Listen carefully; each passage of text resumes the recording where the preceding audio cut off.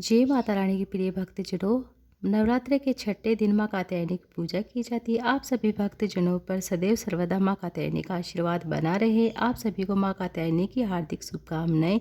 आपकी सभी की मनोकामनाएं पूर्ण हो। आपके घर में सुख समृद्धि के धन के भंडार सदैव भरे रहे। माँ कात्यायनी ने महिषासुर नाम के दैत्य का वध कर तीनों लोगों को उसके आतंक से मुक्त कराया था। माँ कात्यायनी का स्वरूप अत्यंत चमकीला और भव्य है। माँ की पूजा करने से विवाह में जो भी बाधाएं आती है वह दूर हो जाती है। भगवान श्री कृष्ण को पति के रूप में प्राप्त करने के लिए वज्र की गोपियों ने माँ कात्यायनी की पूजा की थी। माँ कात्यायनी की पूजा करने से देवगुरु बृहस्पति भी प्रसन्न होते हैं। कन्याओं को इच्छा वर आशीर्वाद देते हैं। इनकी चार भुजाएं हैं। माँ कात्यायनी दाहिनी तरफ की जो ऊपर वाली भुजा है वह अभय मुद्रा में है। नीचे वाली जो भुजा है वह वर मुद्रा में है।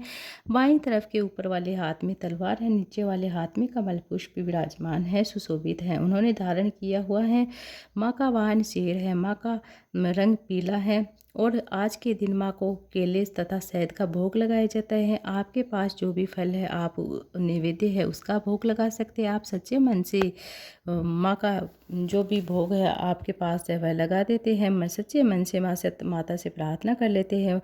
मान्यता है कि जो भी भक्त पूरी श्रद्धा सच्चे मन से माँ का कात्यायनी की पूजा आराधना उपवास करते हैं उसे अर्थ, धर्म, काम और मोक्ष की प्राप्ति होती है। सभी दुखों का नाश हो जाता है। कहते हैं कि माँ कात्यायनी की पूजा करने से परम पद की प्राप्ति होती है।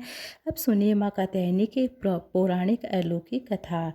महर्षि कात्यायनी माँ आदिशक्ति बहुत ही कठिन तपस्या की थी महर्षि कात्यायन ने। इसलिए महर्षि कात्यायन उनकी तपस्या से प्रसन्न होकर माँ ने उनके पुत्री रूप में जन्म लिया था। वरदान दिया था कि माँ का जन्म महर्षि कात्यायन के आश्रम में हुआ था। माँ का लालन पालन कात्यायनी ऋषि ने बड़े ही अच्छे से किया था। पुराणों के अनुसार जिस समय महिषासुर नाम का राक्षस का अत्याचार बहुत अधिक बढ़ गया था उस समय त्रिदेवों के देव और माँ की उत्पत्ति हुई थी। माँ ने ऋषि कात्यायनी के अश्विन मास के कृष्ण पक्ष की चतुर्दशी के दिन जन्म लिया था। इसके बाद ऋषि कात्यायन ने उनका तीनों लोकों तक पूजन किया। 3 दिनों तक उनका पूजन किया था। माँ ने 10वीं तिथि के दिन महिषासुर अंत किया था। इसके बाद शुंभ निशुंभ का भी स्वर्गलोक पर आक्रमण करके देवता इंद्र का सिंहासन छीन लिया था और नवग्रह बंधक बना लिया था। अग्नि वायु का बल भी पूरी तरह से छीन लिया था। उन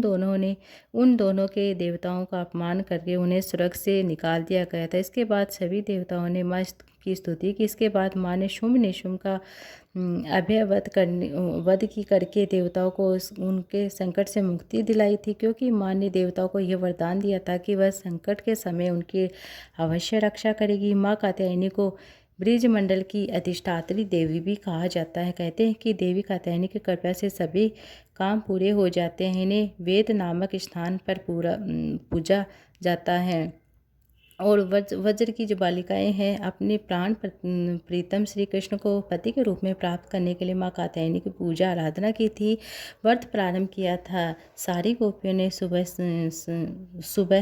शयद त्याग कर एक दूसरे का नाम लेकर पुकारती हुई एकजुट होकर एक आपस में गल बलिया डालकर और ऊंचे स्वर में श्री कृष्ण गुणगान लीला कीर्तन करती हुई यमुना तट पर चली जाती थी और आपस में बिल्कुल ही ईर्ष्या द्वेष नहीं थे। वे श्री कृष्ण के लिए इतना व्याकुल हो गई थी कि माता पिता ग्वालों आदि को भी उन्हें संकोच नहीं रहा। उन्होंने अपना कुल परिवार धर्म संकोच सब कुछ भगवान के चरणों में अर्पित कर दिया था। ये सारी गोपियाँ यमुना जी में स्नान करती हुई स्नान करने के बाद वस्त्र धारण कर अपनी वहीं तट पर बालू से देवी की मूर्ति बनाती। देवी का तनिक की मतलब जो भी फिर सुगंधित चंदन अगर कस्तूरी कुमकुम अक्षत पुष्प हार धूप दीप पल्लव नैवेद्य जो भी आम के पत्ते जैसे कि अशोक के पत्ते जो भी मिल जाते हैं उनसे पूजा करते हैं। अनेक प्रकार के बाजे बजाकर बड़े ही मन योग से पूजा करते। कात्यायनी देवी श्री कृष्ण मंत्र अधिष्ठात्री हैं, दुर्गा हैं। गोपी ने केवल हर्षी आकर 1 मास तक माँ की अधिष्ठात्री की पूजा की थी। मूंगे की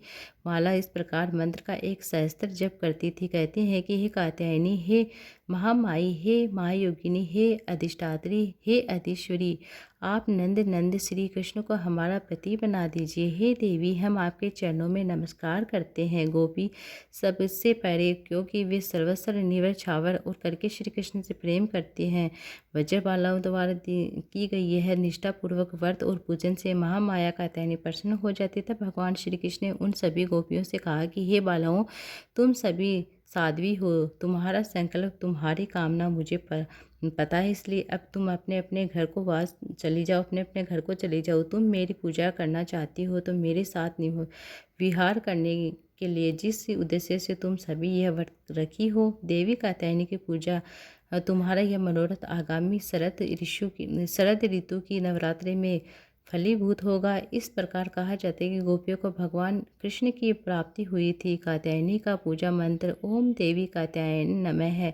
प्रार्थना है चंद्रहासोज्ज्वल करास्रादुल व वाहना कात्यायनी शुभम दधात दानव धात माँ की स्तुति है और माँ की स्तुति है। हे देवी सर्वभूतेषु माँ कात्यायनी रूपेण संस्थिता नमस्ते से नमस्ते से नमस्ते से नमो नमः। अब मिलकर माँ कात्यायनी की आरती करते हैं।